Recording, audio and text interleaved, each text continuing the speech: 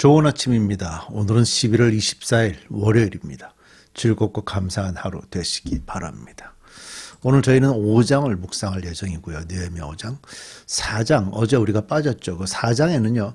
산발락과 도비아의 방해가 아주 적극적으로 나오는 장면이 기록이 되어 있습니다. 하지만 유대 백성들과 느헤미야의 탁월한 지도를 역으로 성벽은 잘 재건되어 갔습니다. 느헤미야는 하나님께 기도하면서 성벽 재건의 어려운 상황들을 이겨나갔고요. 방해꾼들은 성벽을 재건하는 유대 민족을 공격할 것이다 하는 또 소문이 있어가지고 유대 민족들이 모두 방어를 위해서 무기를 잡는 그런 순간도 있었습니다. 그 과정에서 느헤미야는 하나님이 얼마나 광대하시고 강한 분이신지를 깨닫게 해서 방해꾼들의 공작에도 불구하고 그들이 그 공작들을 이겨내면서 육체적으로, 정신적으로 또 영적으로 준비를 잘해서 성벽 재건을 이어갔습니다. 결국 전쟁은 일어나지 않았고요.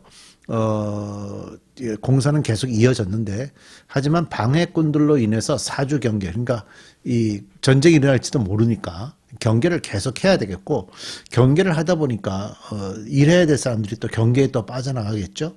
그래서 공사의 진척 속도는 상당히 느렸는데도 유대민족들이 낙심하지 않고 오히려 결의를 굳게 다지면서 성벽 재건하는 일을 감당하고 있었습니다.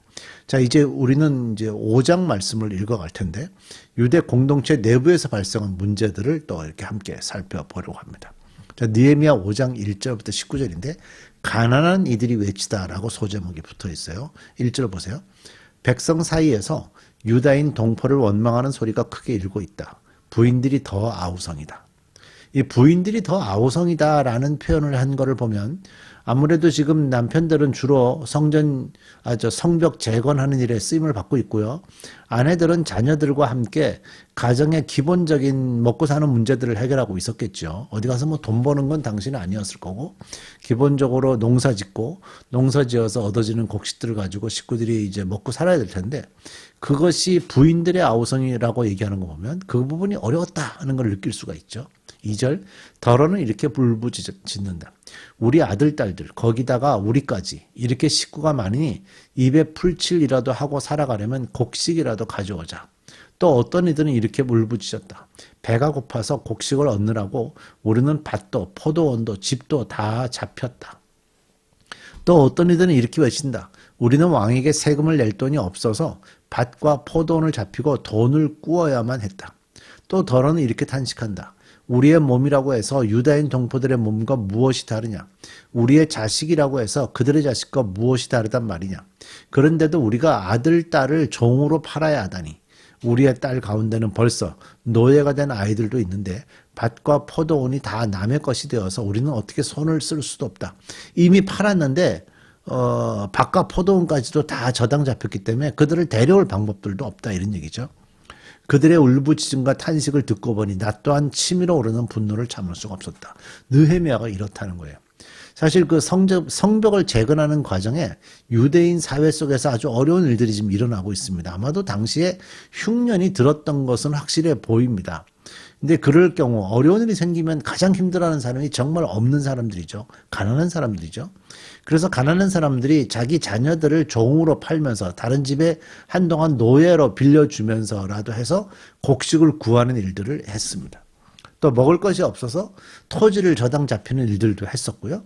또 세금을 내기 위해서 그들의 삶에 가장 필요했던 밭, 포도원 이런 것들을 저당 잡힙니다. 한번 저당 잡히면 찾아올 방법이 없어요. 이 가뭄의 길이가 길 것이고, 또 가뭄이 풀렸다고 해도 이미 이자가 많기 때문에 그것을 갚느라 그것을 자기 것으로 되돌릴 수가 없죠.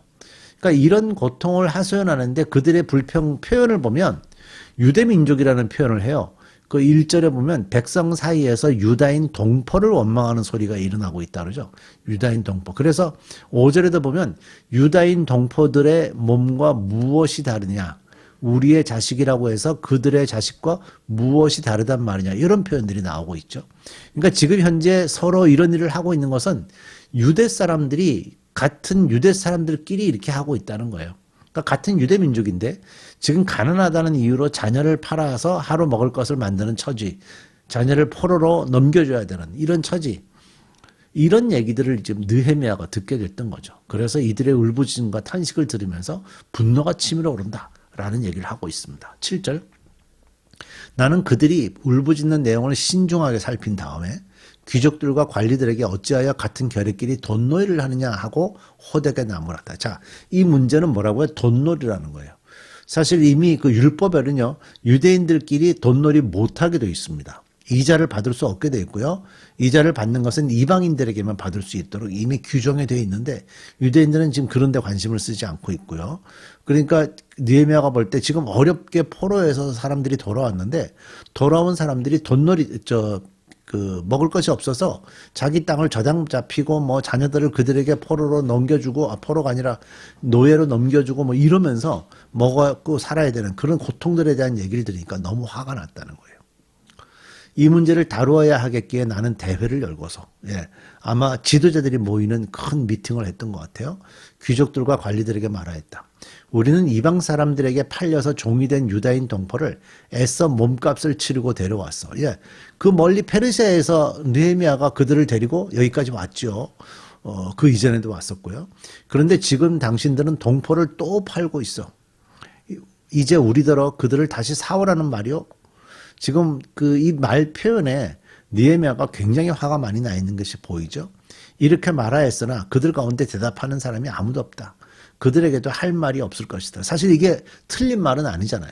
포로 생활에서 돌아온 사람들에게서 그들의 피를 빨아먹고 있는 거니까. 내가 말을 계속하였다. 당신들이 한 처사는 옳지 않소. 이방인 원수들에게 웃음거리가 되지 아니려거든 하나님을 두려워하면서 살아야 합니다. 그렇죠? 하나님이 누구신지를 제대로 알아야 합니다. 하나님을 두려워하지 않기 때문에 이들이 하나님에 대한 신앙이 제대로 없기 때문에 이런 짓을 하고도 자신의 배가 부를 수가 있는 겁니다. 마음이 평안할 수가 있는 거예요. 하나님을 두려워해야 합니다. 나도 나의 친족도 그리고 내 아랫사람들도 백성에게 돈과 곡식을 구워주고 있어. 제발 이제부터는 백성에게서 이자 받는 것을 그만둡시다. 그러니 당신들도 밭과 포도원과 올리브밭과 집을 오늘 당장 다 돌려주시오. 돈과 곡식과 새 포도주와 올리브 기름을 구워주고서 받는 비싼 이자도 당장 돌려주시오. 그들은 대답하였다. 모두 돌려주겠습니다. 그들에게서 아무것도 받지 않겠습니다. 말씀하신 대로 다 하겠습니다. 이렇게 그들이 약속을 했는데요. 유대인들은 이 약속이 정확하게 이제 법적 가치를 내려면 나는 곧 제사장들을 불러 모으고 그 자리에서 귀족들과 관리들에게 자기들이 약속한 것을 서약하게 하였다. 이것이 확실하죠. 나는 또 나의 주머니를 털어 보이면서 말하였다. 이 서약을 지키지 않는 사람은 하나님이 그 집과 재산을 이렇게 다 털어버리실 것이요. 그런 자는 털리고 털려서 마침내 빈털터리가 되고 말 것이요. 내가 이렇게 말하자 거기에 모인 모든 사람이 아멘하며 주를 찬양하였다. 백성은 약속을 지켰다. 느헤미야는 굉장히 화를 냈고요. 그 화를 내면서 이 문제를 이제 풀어갑니다. 그들을 모아서 이렇게 회의를 시작했고 그 회의를 통해서 그들이 잘못하는 것을 지적을 했죠. 사실 그 표현을 보면 느헤미야가 굉장히 화가 많이 나 있는 것을 좀 볼 수가 있고요. 느헤미야는 굉장히 좀 흥분한 상태로 지적을 하고 있는 것 같아요. 그러니까 느헤미야의 성격이 굉장히 좀 이렇게 좀 다혈질적인 그런 기질을 좀 갖고 있어 보이고요.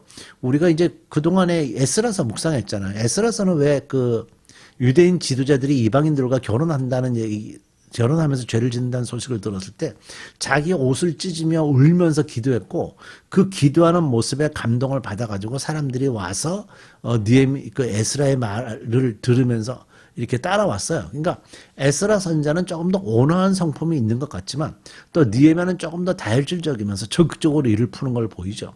자, 성품이 이래야 된다, 저래야 되는 건 없습니다. 하나님이 사람을 만드실 때 모두에 대해서 다 유니크하게, 다 독특하게 만드셨고요. 내가 가진 그 성품을 가지고 하나님의 일을 이뤄갈 수 있습니다. 여러분들 누구나 다 하나님의 일을 감당할 수 있는 거죠. 14절 나는 아닥사스다 왕 20년에 유다 땅 총독으로 임명받아서 아닥사스다 왕 32년까지 12년 동안 총독으로 있었지만 나와 나의 동기들은 총독으로서 받아야 할 녹을 받지 않았다. 이 사람 봉급 안 받고 일을 했어요. 그런데 나보다 먼저 총독을 지는 이들은 백성에게 힘겨운 세금을 물리고 양식과 포도주와 그 밖에 하루 은 40세겔씩을 백성에게서 거두어 드렸다. 총독들 밑에 있는 사람들도 백성을 착취하였다. 그러나 나는 하나님이 두려워서도 그렇게 하지 않았다. 느헤미야는 하나님이 누군지 알기 때문에 그런 죄를 짓지 않아요.